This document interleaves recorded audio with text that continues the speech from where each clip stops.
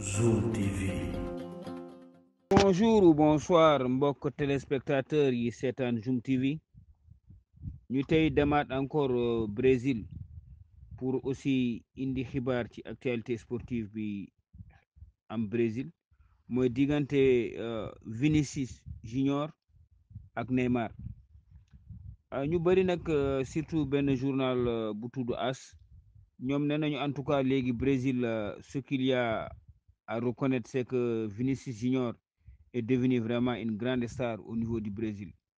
que léegi bu ñu defoon sondage sax dinañu gis ne léegi mu ngi dépassé Neymar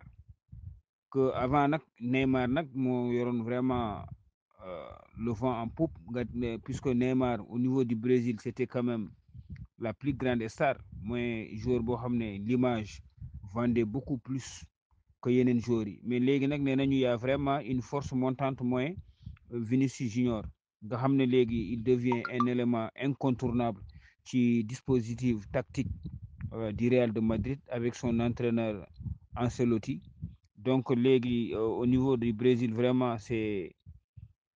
Vinicius Junior qui a vraiment la cote. waaw aussi ñoom d'après li ñu seetlu rek nee nañu aussi y a Neymar Junior qui est en train vraiment de perdre du terrain moom Neymar c'était vraiment l'as moom moo nekkoon foofu la plus grande star mais actuellement il est en train de perdre du terrain surtout aussi ci pour assurance yenn marques yi nee nañu léegi instant bi Vinicius Junior dafa boucler contrat yu bëri ay contrat yu important pour grandes marques yi comme Nike wala Casas Bahia Bet Nacional Vivo Dolce Gabbana ak Gaga Milano nga xam ne yooyu c'est des marques yoo xam ne marque de référence la actuellement moom il a signé beaucoup de contrats ak marques yooyu pour faire la publicité ou bien faire la promotion. waaw toujours ci wàllum sponsoring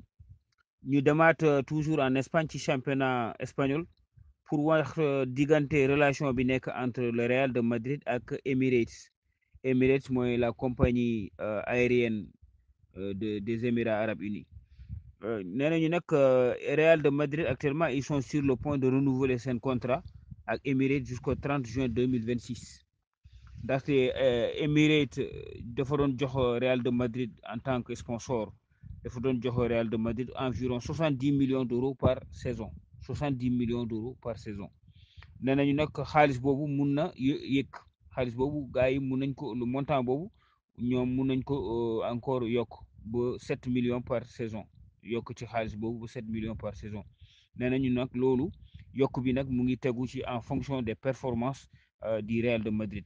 plus Real de Madrid di gën a am performance plus ñoom ñuy yokk montant boobu selon benn journal bu tudd Sportico nee nañu nag loolu partenariat boobu nag c'est un partenariat boo xam ne c'était historique ndaxte boo considéré compagnie aérienne boobu mu ngi rouler depuis dafa doon rouler sans mu taxaw sans interruption depuis 2013 depuis 2014 ñu ngi rouler daal sans problème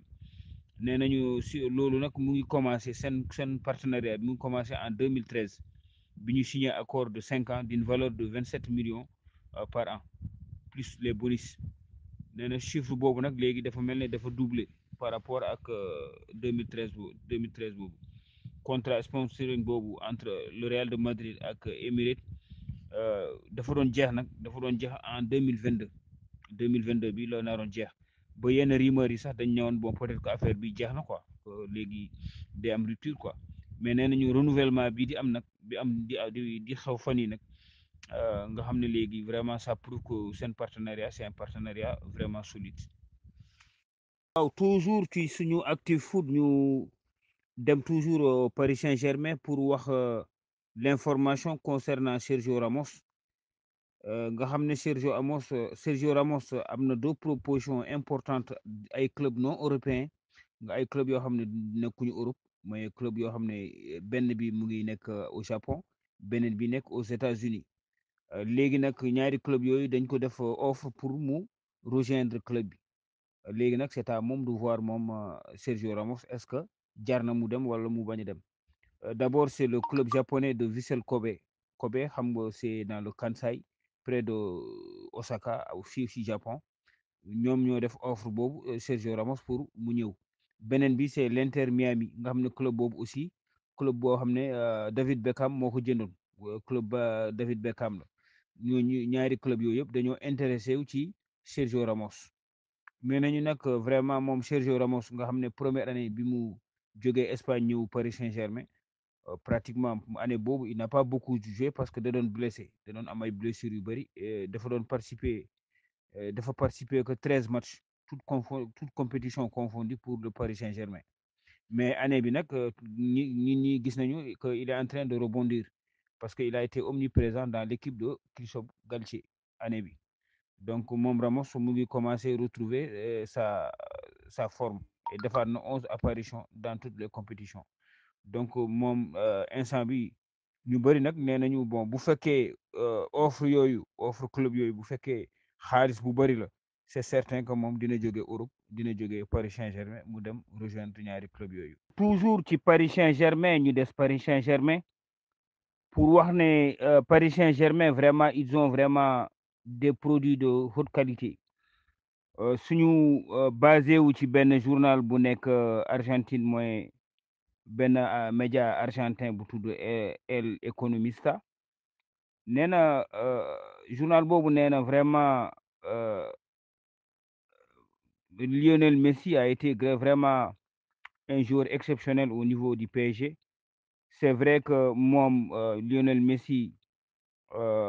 ñëwam bi mu ñëw li Paris Saint-Germain ñu bëri ñu ngi ko doon coow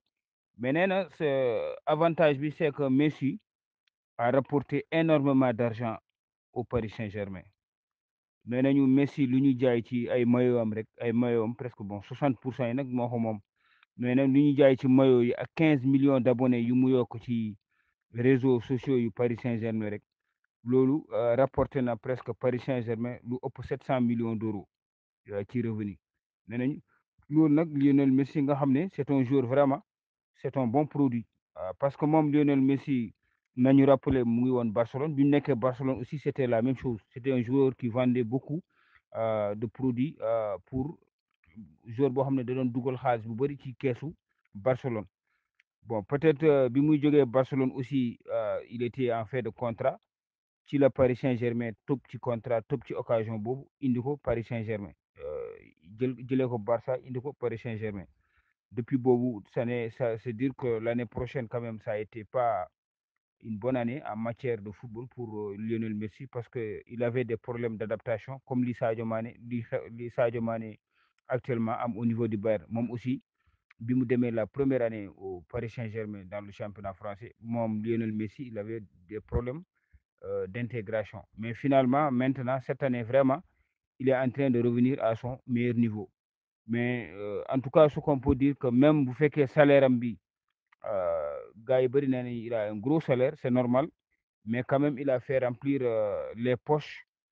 du Paris Saint-Germain parce que dugal na fa lu mat 700 millions d'euros. toujours bu ñu waxee Paris Saint-Germain après bi ñu waxee xibaar bi jógee ci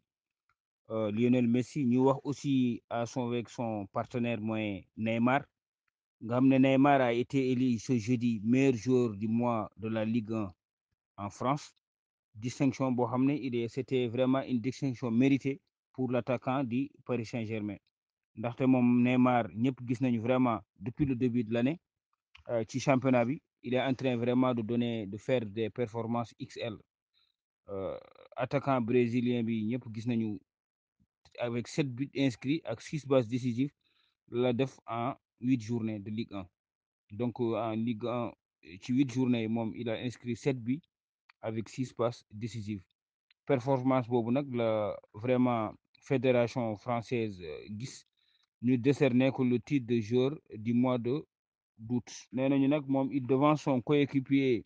Lionel Messi et l'attaquant du RC Lens Florian Sotoka et pour rappeler rek du trophée boobu rek la Neymar gagné année bi il faut rappeler aussi qu'il avait remporté en 2021 aussi la Samba d'Or mooy titre bi gënoon bi récompensé le meilleur joueur brésilien évoluant en Europe toujours pour ñëw toujours ci football xibaaru football européen ñu wax ne le grand club Manchester United moom ñoom dañoo dévoiler seen rapport financier annuel et que la dette du club est en très forte progression au sortir de l'exercice 2021-2022 ko ñoom seen boor yi dafa seen boor bi ñu yor année bi dafa yokk nee nañu nag Manchester United année bi ñëpp gis nañu aussi ils étaient très actifs ci marché ci mercato bi presque am na joueurs yu bëri ñoom jëm nañu miser jënd leen xaalis bu bëri nga xam ne ñoom Manchester United jëndoon nañu ku mel ne Casemiro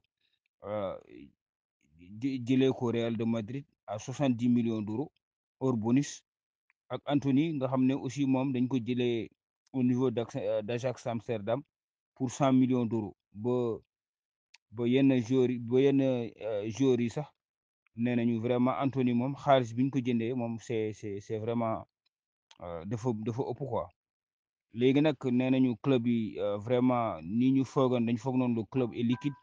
mais tel n'est pas le cas ndaxte club yi déjà fu mu nekk nii dafa yor ay perte surtout daaw amoon na perte yoo xam ne depuis de 106 millions d'euros que année bi aussi nee nañu saison dernière bi ñu ngi woon ci 481 millions d'euros ren dem nañu ba 590,7 millions d'euros donc plus 22% que par rapport ak daaw si seen perte donc nag loolu nag am na ñu bëri bon nee nañu aussi lu ko gën a indi aussi c'est presque affaiblissement